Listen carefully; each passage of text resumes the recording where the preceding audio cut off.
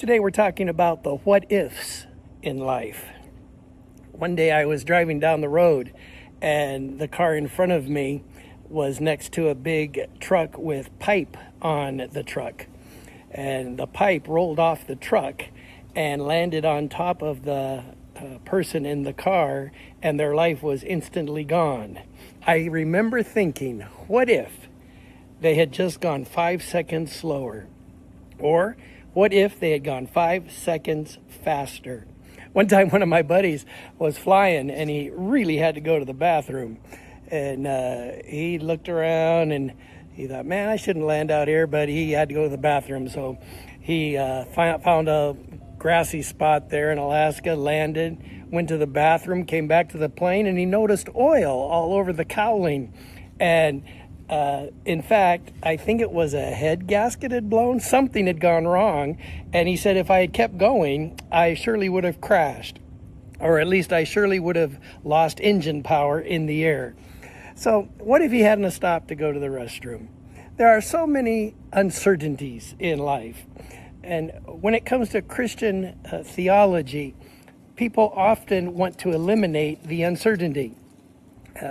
There's a kind of a peer pressure that if you have uncertainty, you aren't really a person of faith.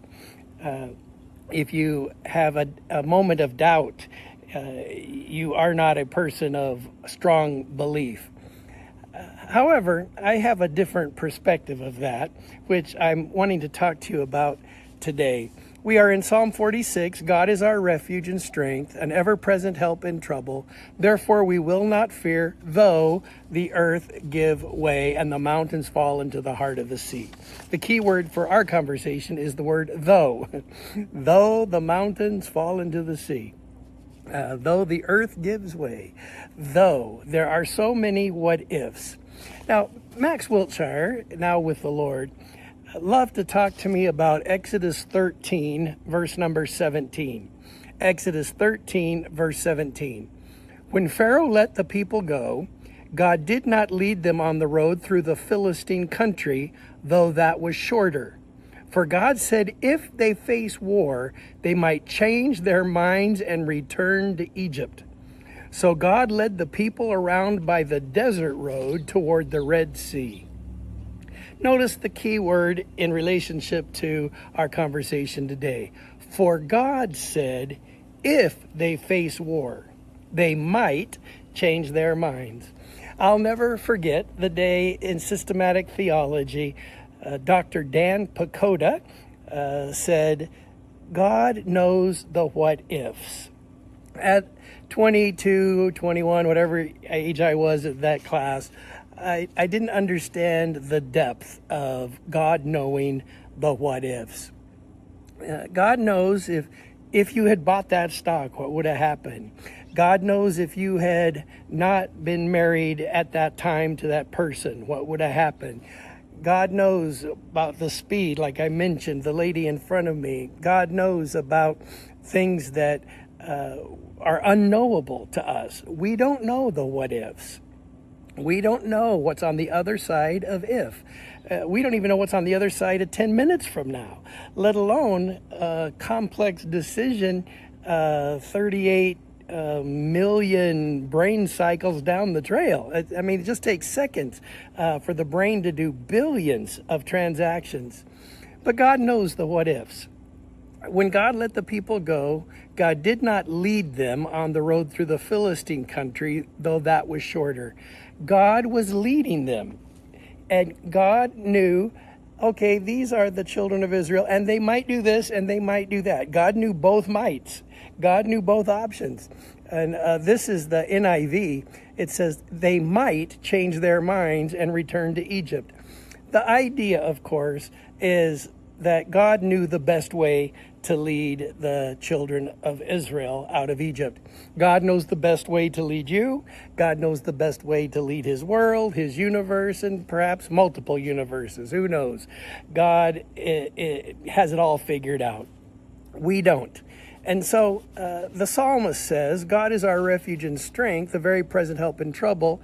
He knows the what ifs. If the earth gives way, if the mountains fall into the sea, God's already got that figured out. He knows the what ifs.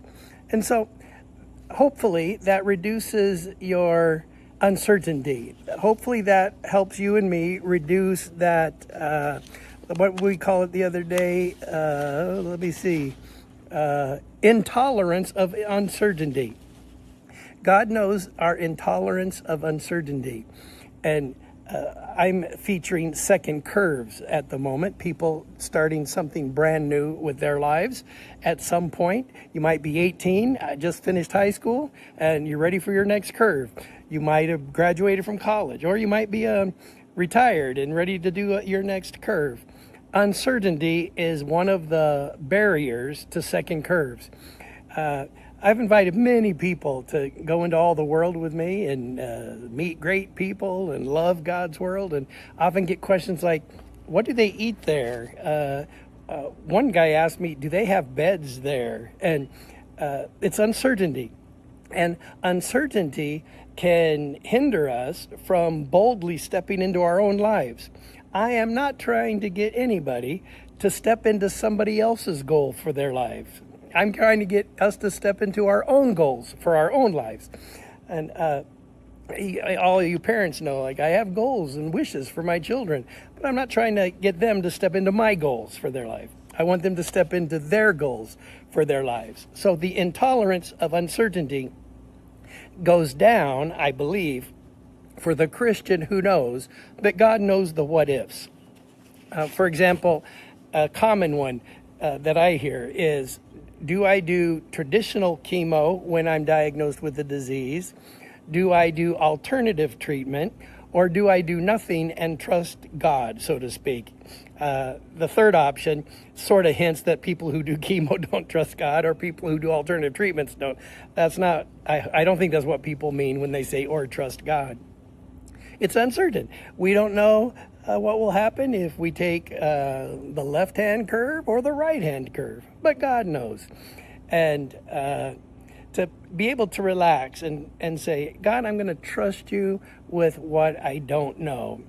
Now, Augustine, I believe it was, basically said about the will of God, pray with all your heart to the place of where you will do anything God wants you to do. You honestly mean it. God, I will do anything you ask me to do. Then get up and make a decision. Why? Because you can trust God to guide your decision. Often people are paralyzed to not make a decision, waiting for God to give them specific directions. Which one, God, should I do? You can do that for a while, but pretty soon you're going to have to make your own decision. Well, you're going to trust God with the decision at some point. Trust him with it right in the moment. Say, God, I'm going to trust you. Now, there is often a waiting period on the will of God, etc. But don't be paralyzed by uncertainty and say, I don't know the will of God, so I'm just going to remain in this uncertain place. Trust God to lead you, even though this way is shorter. Even though this option is better paying, even though this option has better climate, even though this option has more relationships, whatever the if is, God knows the what ifs. At some point you get up and say, God, I am not going to be stuck here with uncertainty. I trust you. And so God might lead you on the longer path. And if he does,